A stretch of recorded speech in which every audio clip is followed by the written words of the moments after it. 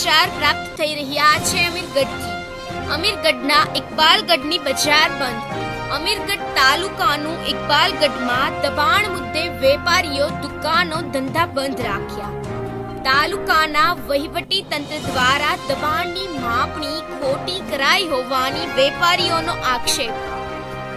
ખોટી માગણી કરી દબાણદારોને હેરાન કરાતા બજાર બંધ પાડ્યું।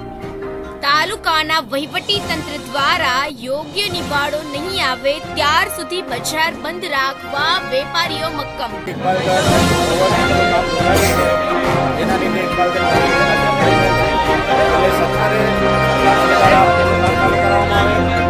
ઇકબાલગઢના અંદર તાલુકા પંચાયત દ્વારા કાર્યક્રમ રાખેલ છે, જેના અંદર તાલુકા પંચાયતની ટીમ દ્વારા ખોટું નિકાલ કરી એના દબાણના ટીકા ખેંચેલા છે અને માણસોને પેન્શન આપેલ છે।